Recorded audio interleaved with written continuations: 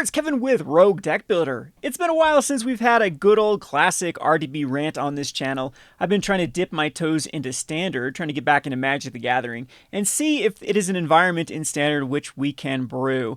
And the short answer is yes and no, but I want to pull attention to the card that I think is the most cancerous card that is in Standard right now. I'm going to give you my reasons why this card is particularly bad for the format and why the format has completely evolved around this card, Sunfall.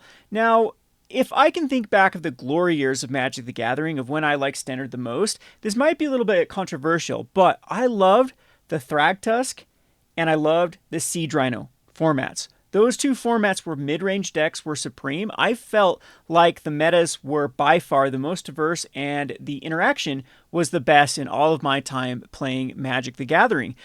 We've had some worse standards, I have to admit. At least this standard, you get to somewhat play Magic. I mean, there's some cheese. There definitely is some cheese right now in Standard. But, I mean, this is still better than the Wilderness Reclamation days or the Fires and Invention days of Throne of Eldraine. Like, Ikoria Throne of Eldraine was just full of cheese, and you had to... It just seemed like no one was really interacting. It's who could cheese the other one by turn 4 quicker. So I give it to you. This format's a little bit better as far as playing, interacting and playing. However, I do feel like, the power level of Standard is just obscene. There are so many cool, interesting cards that I think would be fun to brew around, and there's no way they're going to compete with cards like Sheoldred. I mean, even Sheoldred is starting to be pushed out. There's just so many... every set they seem to like add an extra power, or an extra toughness, or an extra word salad ability to cards that didn't quite hit it. Like they did last time, especially these red creatures. I've been noticing they just keep adding more and more power onto especially red creatures with haste, so they can actually push through problems they have with these particular cards like Sunfall and other sweepers and other removal that is so efficient right now in the Standard format. Now, going back to Sunfall though, I think that with all of the cheese and how strong Mono Red is and how strong Boros Convoke is and some of these other incredibly aggressive and resilient aggro strategies, that this card has absolutely warped the format because of this word right here, Exile. So this word Exile I think is the most detrimental part of this card from being a card that definitely still would be see play, and you'd have at least some counterplay against it, to that it just is an end-all. It stops mid-range strategies, mid-range creature-based strategies from ever being able to compete with this card. And I'll give some reasonings here in a second, but then add on to the top the fact that you have Incubate X, where now the Blue-White Control decks or the Domain decks or any of the other control-ish deck shells have something that they can actually kill you with after Sunfall is done and over with wiping the board. You typically have a big creature that can then finish the job. And so it's card advantage. This is a card advantage on a board wipe, which is another problem, which I think would be just fine if it said destroy all creatures and then incubate X, where X is the number of creatures destroyed this way. So Sunfall, the Exile, I think is very, very problematic, because if you think back during the Siege Rhino days, yes, there was some Exile. There's actually a lot of Exile during both of those, but the sweepers at the time mainly had destroy effects, and that allowed you to combat them with mid-range decks, especially green mid-range decks, in two ways. Either you could play cards like Heroic Intervention, with it just gave everything indestructible, and it was basically green's way of counterspelling a board wipe, or you could play a recursion type effect like a lot of white decks. My favorite decks of all time were some recursion based decks where they go, okay, I board wipe you, and then okay, next turn I just get it all back from my graveyard. And if they wanted to shut down that part of the piece of being resilient against board wipes, and they'd have to run cards like Rest in Peace. So not only did it become card disadvantage at that point, having to play a board wipe, and it's something to get rid of the graveyard, there wasn't also this upside of then adding a threat. So let me talk about Sunfall. I'm going to give some of my arguments for why this card. I know this isn't the best deck. It's close though. Blue-White Control has been putting up the numbers, and it's got incredible matchups. There are just so many decks that just cannot beat it. The only way to beat this deck, if you can actually look what decks are doing against Control. So you have two domains. You have Domains and Control, which are basically the same deck. One's trying to ramp their way into a just value, and the other one's trying to, and you're sweeping. You're basically sweeping and using control-based cards to outvalue your opponent until you get your attracts out and herd migrations out. Or you're going the Azorius control route, where you are just utilizing sweepers that have you get a threat left behind, or Wandering Emperor, where you get to exile something, have a threat behind, or the lands you can animate that can actually get the job done pretty quickly. That's another complaint I have about this format, is some of these man lands are the strongest we've ever had. I mean, forget Celestial Colonnade. The blue white land is arguably better than Celestial Colonnade ever was, with the very small activation cost and leaving back a map token that can actually be used on itself for both card advantage, sifting through your deck, or a +1/+1 counter, and a very difficult land to actually deal with.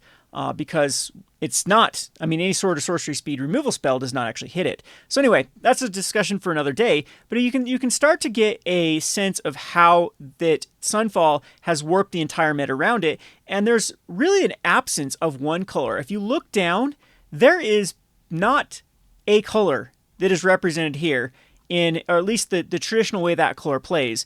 And you can say, well, Kevin, this Golgari midrange, or this Gruul aggro, or this Bant Poison. If you actually look at Bant Poison, Golgari midrange, and Gruul aggro actually isn't even green cards. It's like one green questing druid. It's not Gruul aggro. This is just another version of mono red aggro that it is very low to the ground and tries to win by turn 4. It's incredibly quick.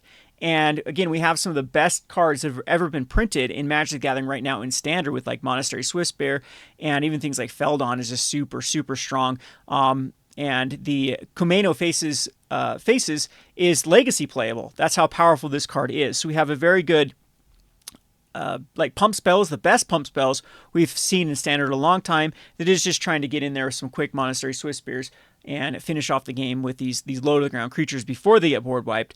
So you can't even call this Gruul. It's not Gruul. And if we go back and we take a look at like Bant Poison, it's like using one green card in the entire deck. This one, yeah, Venerated Rot Piece, just because of how powerful this card is. And this is just like a blue-white deck that, again, low to the ground, tries to combo off some poison. It's very, very rough it can beat control by turn 4 and have some resilient ways to actually get in that last bit of poison counters that a lot of times opponents can't stabilize from, with like gaining life from the multiple cards in the Azorius decks that can get a little bit of life gain, like the Wandering Emperor and whatnot, to actually stabilize against aggro. So again, that is not a green deck. It is not a green stompy mid-range type shell that we traditionally saw with, like I said, the Thragtusk and the Siege Rhino Days. Now, if we go to some of these other decks that are running green, Reanimator, again, it's not really caring about the green. They're not the targets. It's getting big things like Atraxor. It's getting other things that are worthwhile. This is the one that actually goes for the combo, mainly black and blue creatures in there. And if we actually go into view more, you have to go forever until you even find anything that resembles a mid-range type strategy. It's clear down to like Gruul Dinosaurs, or I guess there's a Jund midrange here with 2.2% of the deck. I mean, it just doesn't see play because of how impossible it is to deal with the blue-white sweepers, or like Domain using the sweepers in this format. So if we actually look at what decks can compete, again, they are all revolve around being able to beat Sunfall. Esper midrange has some counterplay with it, with things like the No More Lies you can put, or a lot of them are running, especially in the sideboard, you bring in Duress, Disdainful Stroke, Negate, that type of strategy, so you can proactively rip that out and hope that you don't have to go against it. And this deck too, in Deep Cavern Bat, that's another one that's very popular. Hopefully you can get the Sunfall and push through. And then they have just some incredibly strong value creatures. Things like Wedding Announcement 2 and Virtue of Loyalty can be very problematic, but then again, white, if this meta does really become so, what I like to call inbred, where it's just about beating Sunfall, then they can bring in cards like Farewell, that isn't a problem card in of itself, that then can exile the entire board. And, then these type of decks have no chance against that. Then we have other ways of doing it, is just, trying to beat it, trying to race the turn 5, or Boros Convoke can consistently kill by turn 3 or turn 4. I've seen turn 3 kills a lot on Boros Convoke, actually, which is crazy that they didn't want turn 3 kills in Modern, and it's actually possible in Standard. And Mono Red Aggro right now is insanely consistent at killing on turn 4 with like I said, some of the most powerful 1-drops. You can see this one right here running the Swiftspear and the Chick and the Kumeno. Oftentimes by turn 4 you're swinging for lethal, because there's just a lot of there's even, like, what's so crazy about Standard right now is the depth of it, that you could actually ban a few cards out of Mono Red and there'd be plenty of cards to replace it that are arguably just as powerful as these cards. Mono Red is super spoiled with how it can build it right now for for standard. It has, just like I said, layers and layers of cards that I think are justifiable or just as powerful for this. We saw an entire deck, another deck that is basically mono red aggro that goes about it in a different way. So basically, it's either going through it or is trying to play some counterplay. And that's the only decks that exist. If you look at all of these in here that actually do compete with blue-white, those are the ones that actually can do it. Rakdos Midrange went from the best deck in standard all the way down to nothing. In fact, I could probably say you could unban the 2 cards that they banned from Rakdos Midrange, and the Invoke Prejudice and Fable, and arguably Azorius Control still would have a favorable matchup versus Rakdos Midrange. So the midrange decks are completely, basically gone because there is zero chance of playing against Azorius Control. And it's kind of a sad fact because, again, a lot of people are like, look how diverse this is. When you really look at it, it's not really. Again, the only decks that can do it either are working on trying to rip out the threats or rip out the counter magic, or like Golgari midrange, after they get in the sideboard, you can actually use cards like the End to get rid of all their threats, and then they don't have anything left, and then it's kind of a weird matchup at that point. But even this, I would say, if you actually look at the numbers, this deck does absolutely terrible versus the control decks. It's actually doing pretty decent against the counterplay decks that are good against the control decks, and it's decent versus the Convoke decks too. It's decent versus Convoke and mono red. That's where it kind of it fills up those holes against the matchup. But even Esper midrange isn't struggling too much against mono red. I believe it has above a 50% matchup versus mono red, and it's decent versus Boros Convoke. It even has a better matchup post sideboard when you really bring in the hate versus the Convoke decks. And the ramp decks too are just utilizing cards like Sunfall, being able to wipe the board and get that initial threat that needs to be dealt with, and then they can follow it up with even bigger plays, and just at that point, again, a midrange deck just cannot compete. And it's kind of sad because I don't know if midrange is something that's ever going to come back in Magic, because midrange typically was only something that was playable in the standard format. Modern and Legacy are way too powerful, where tempo-based decks, aggro-based decks, combo-based decks just eat up all of them, eat up midrange. And the classic value midrange decks that have been dominant in standards in years of the past, but have been really just iconic for Magic the Gathering. I have a hard time thinking with the way that design has just been pushing more of these like synergistic combo pieces that they can, and they've been doing some really cool, neat ones that get broken for sure. Like if you actually go back to this, the list of some of these ones, there's definitely some neat little combo decks that exist in this meta. Neat little reanimation decks and whatnot. But there's just no room now for like a strong mid-range shell. It's funny too because we started with this standard format with like Sheoldred really dominating, which is kind of your quintessential mid-range type card. And actually it was mono black mid-range that was the dominant deck for quite some time again. And then they of course banned Invoke Prejudice, and that really hurt the deck. But I think again, even with Invoke Prejudice in the mix now, with the counter spells, especially with the cards like the last one that really just solidified this deck with No More Lies, and now Blue-Eye Control is just complete. I mean, this deck, arguably, in my opinion, would compete with the early day modern Blue-Eye Control decks that kept a lot of things in check during that time period. You have very powerful cards that exist right now in this format. So anyway, that's what's kind of sad here. Like I was trying to look through lists, and then this one popped up, which is mono green. I don't know how people can see it well, but mono green mid range. So it just tries to typically go, your 1, 2, 3. This is your typical curve deck, and this deck is just absolutely sad. There's no way, no how that it can race the ramp decks, anything that any Sunfall based strategy, and it's just like these typical decks used to do pretty well versus like mono red. I wouldn't even say that like that's the problem. That's the other point I was getting to, is like Boros Convoke and mono red aggro are so sneaking strong too, because they've had to be pushed so high that they can actually go below these control decks before they get swept and have so much card advantage. Like Boros Convoke just can easily refill. And same thing with Mono Red. Mono Red is very resilient with its ability to utilize all of its resources. And it's just they can actually beat these traditional decks that used to be really good against them. Like even it seems like life gain decks. There was like this little nifty angel build because you have a real like Resplendent Angel. You have a really good curve with angels right now that can be super strong. Completely unplayable. There's just so many things that are fun. Dinosaurs completely unplayable. All these things that could have an existence in like a mid-range based standard format, completely obsolete. And it's kind of sad the way that Magic has just pushed and pushed and pushed the power level of both the aggressive creatures as well as the really good sweepers. And again, that's just my conclusion. I don't know if we're ever going to see a mid-range strategy back in standard with that 3-year rotation, where it's just going to have too many problematic aggressive cards and too many problematic sweeper cards that these mid-range decks are not going to be able to keep. And especially, like I said, if they do this sort of stuff with the Exile, where they're basically printing these one size fits all sweepers that traditionally, as I mentioned earlier in the video, is the weakness to like Wrath of God or Supreme Verdict. Is like Supreme Verdict was printed where it couldn't be countered, so you couldn't have any counterplay against it. It was cards like Heroic Intervention, or it was the Rootborn Defenses back in the day, or what I used to do, like Immortal Servitude. Those type of cards would get them all back, and then we'd at least have a board state back.